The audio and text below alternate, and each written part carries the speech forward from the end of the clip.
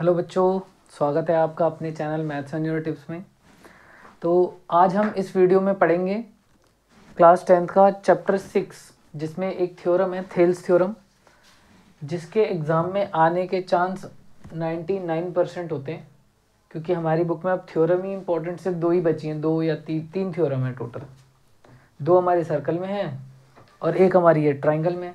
और इन तीनों थ्योरम में सबसे ज़्यादा चांस होते हैं इस वाली थ्योरम के आने के, जिसे हम थेल्स थ्योरम या बीपीटी के नाम से जानते हैं। और क्वेश्चन आता कैसा है तो लिखा होगा state and prove Thales theorem या बेसिक प्रोपोर्शनैलिटी थ्योरम। तो इसमें इसकी स्टेटमेंट में क्या लिखा है, इसमें लिखा है if a line drawn parallel to one side of a triangle, if a line drawn parallel to one side of a triangle to intersect the other two sides in distinct points, the other two sides are divided in the same ratio। इसका मतलब है कि इनका कहना है अगर किसी triangle के अंदर, ये मान लीजिए हमारा एक ट्राइंगल है, इस ट्राइंगल के अंदर मैं किसी एक साइड के पैरेलल अगर एक लाइन ड्रॉ कर दूं, यानी कि मान लेते हैं ये ट्राइंगल है हमारा ए बी सी, इसमें मैंने क्या करा, इस वाली साइड के एक पैरेलल लाइन ड्रॉ कर दी, जो कि हमारी जो 2 अदर साइड्स हैं उसको अलग अलग पॉइंट पर इंटरसेक्ट करेगी, इसको इस पॉइंट पर और दूसरे को उस पॉइंट पर, यानी कि कुछ ऐसा। ये रहा, ये डी पॉइंट और ये ई पॉइंट। तो इनका कहना है कि अगर आप किसी ट्राइंगल के अंदर उसकी एक साइड के पैरेलल अगर एक लाइन ड्रॉ करते हैं तो ये वाली लाइन इन 2 साइड्स को सेम रेशियो में डिवाइड करती है। आपको ये प्रूव करना है, इसका मतलब आपको ये प्रूव करना है A D upon D B is equal to A E upon E C. ठीक है, तो जब भी हम थ्योरम प्रूव करते हैं तो उसमें 3 चीज़ें लिखनी होती हैं। पहला गिवन, गिवन क्या है हमें, दूसरा क्या प्रूव करना है, और तीसरा हमें ये लिखना होता है प्रूफ। तो पहले हम गिवन लिख लेते हैं। गिवन है इसमें in triangle A B C, in triangle A B C, ये ट्राइंगल ए बी सी, इसमें डी ई पैरेलल है बी सी के, यानी कि ये वाली लाइन इसके पैरेलल है। और हमें क्या करना है, प्रूव करना है, प्रूव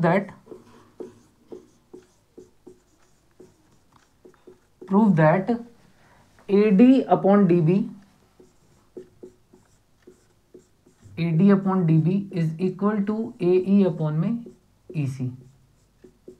ये इन ट्राइंगल ए बी सी हमें ये प्रूव करना है A D upon D B equal to A E upon E C, ये प्रूव करना है। और इसको प्रूव करने के लिए हमें थोड़ा कंस्ट्रक्शन करना पड़ेगा, और वो कंस्ट्रक्शन क्या है, एक तो आपको लाइन ड्रॉ करनी है,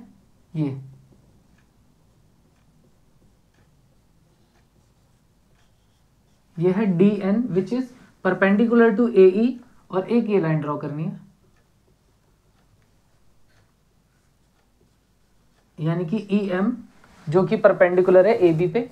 उसके बाद आपको इसको और इसको ज्वाइन करना है, और इसको ज्वाइन करना है। तो ये है हमारी पूरी कंस्ट्रक्शन इसमें। तो हमने करा क्या है, draw D N perpendicular to A C, D N perpendicular to A C, और E M perpendicular to A B.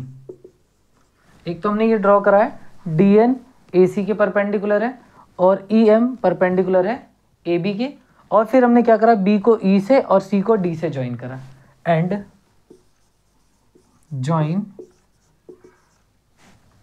B to E and C to D. ये हो गई हमारी कंस्ट्रक्शन। अब आ जाते हैं प्रूफ पे। देखो थ्योरम थोड़ी सी ऐसी होती हैं यार कि आपको स्टेप्स याद करने पड़ेंगे कि पहले आपको ये करना है फिर ये करना है, तभी हो पाएगा। ये ए बी सी डी याद करने से काम नहीं चलेगा, हमें याद ये करना है कि भाई आपको पहले क्या करना है फिर आपको क्या करना है। इसमें आपको स्टार्ट कैसे करोगे, एक तो ट्राइंगल लेना आपको ए डी ई, इस वाले ट्राइंगल का एरिया निकालेंगे। कौन सा ट्राइंगल लेंगे, ए डी ई, और दूसरा लेंगे हम डी, ये वाला। एक तो ये वाला ट्राइंगल लेंगे, देखो मैंने डार्क कर दिया, ठीक है बेटा। एक तो ये ट्राइंगल लेना है, तो कौन सा ट्राइंगल, एक लेना है ए डी ई और दूसरा लेना है डी बी ई। और क्या करना है, इनका एरिया निकालना है। Area of triangle ADE divide by area of triangle DBE, और ट्राइंगल का एरिया होता है 1/2 base into height. ADE triangle कौन सा है, ADE ट्राइंगल ये रहा ऊपर ADE, तो इन ट्राइंगल ADE 1/2 ये हो जाएगा बेस और ये हो जाएगी हाइट। 1/2 बेस की वैल्यू ले लेते हैं हम AD और हाइट की वैल्यू ले लेते हैं हम EM। और ऐसे ही अब नीचे वाले ट्राइंगल में आओ, इन ट्राइंगल DBE 1/2 बेस की वैल्यू ले लेते हैं हम DB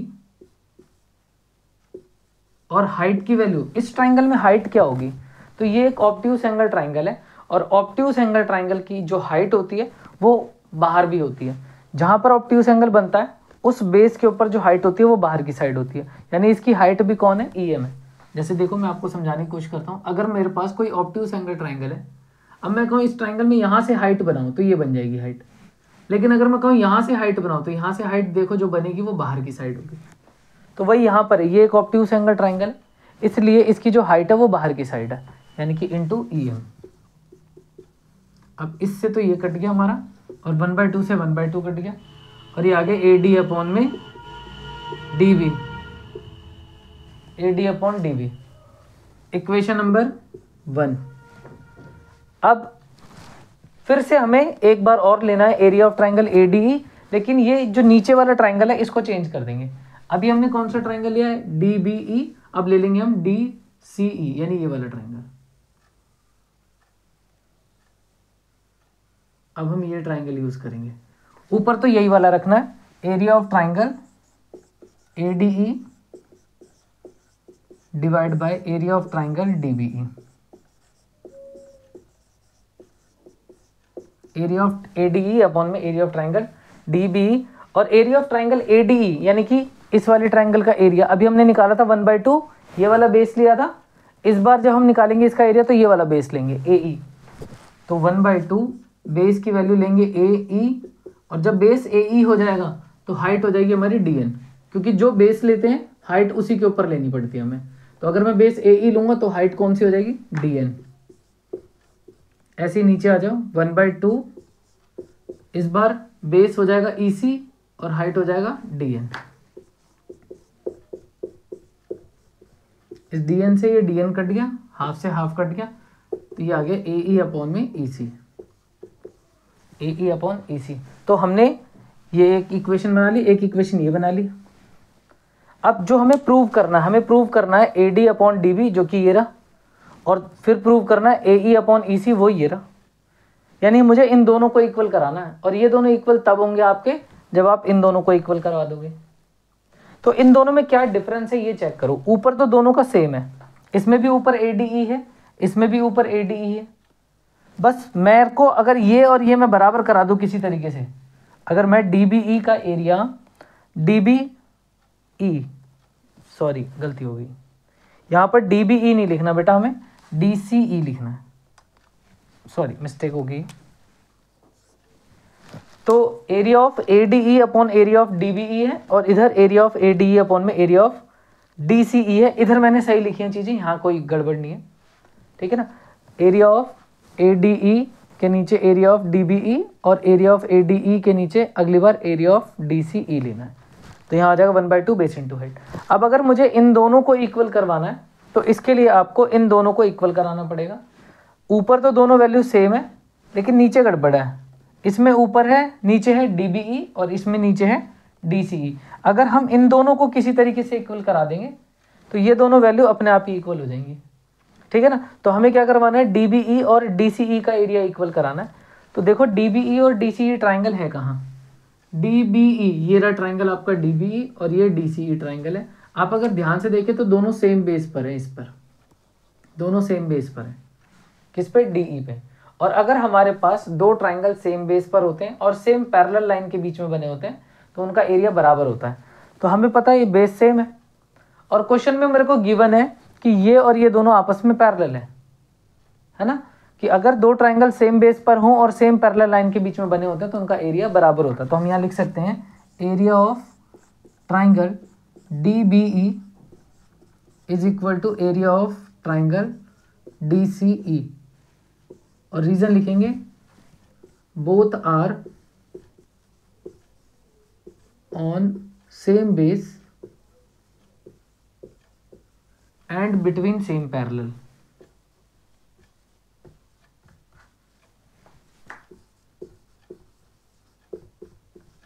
अगर दो ट्राइंगल सेम बेस और सेम पैरेलल लाइन के बीच में बने होते तो उनका एरिया बराबर होता है। ये 9th में था पहले, लेकिन अब कट गया। 9th में एक चैप्टर हुआ करता था area of triangle in parallelogram, जिसमें हम ये चीज़ यूज़ करते थे, लेकिन थेल्स थ्योरम में प्रूव करनी है तो ये तो यूज़ करना पड़ेगा हमें।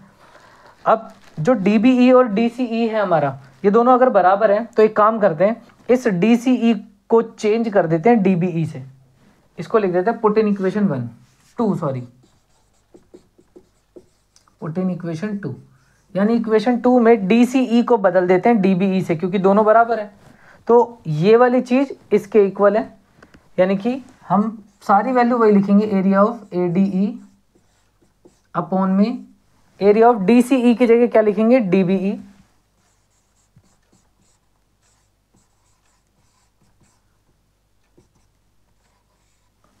ADE अपॉन DBE, यानी कि ADE अपॉन DBE इसलिए आया है क्योंकि मैंने इसको बदल दिया उससे, और इधर वाली चीज़ एज इट इज लिखेंगे इक्वल टू ACE अपॉन में EC, यानी कि इक्वेशन 2 को मैंने वापस से रीराइट कर दिया, बस इसको चेंज करके लिखा है।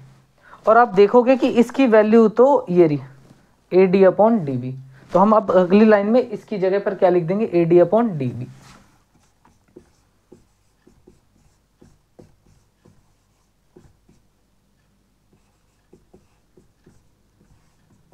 फ्रॉम इक्वेशन 1, और ये हमारा प्रूव हो गया थेल्स थ्योरम। तो ये बेटा ये थ्योरम बहुत इंपॉर्टेंट है, एग्जाम में आने के 99% चांस इसी के हैं, बाकी 1% आपका वो सर्कल वाला आ जाता है, टेंजेंट जहाँ पे बराबर होती हैं, तो उसकी भी वीडियो मैं अपलोड कर चुका हूँ ऑलरेडी। उसका तो पूरा चैप्टर ही अपलोड है, आप देखेंगे उसमें बहुत अच्छे क्वेश्चन करा रखे हैं, और एग्जाम में देखना आप उसी वीडियो में से कोई ना कोई क्वेश्चन जरूर मिलेगा आपको। तो इसी के साथ ये थेल्स थ्योरम हमारी भाई प्रूव होती है। और अगर आपको ये वीडियो पसंद आए तो प्लीज़ लाइक करें, शेयर करें और सब्सक्राइब करें चैनल को। अगली वीडियोस में हम इससे रिलेटेड कुछ अच्छे क्वेश्चंस करेंगे जो कि एग्जाम में आ सकते हैं। अगर थेल्स थ्योरम आपका नहीं आता तो हो सकता है कि आपको उसमें वो क्वेश्चन दिखाई दें। Thank you.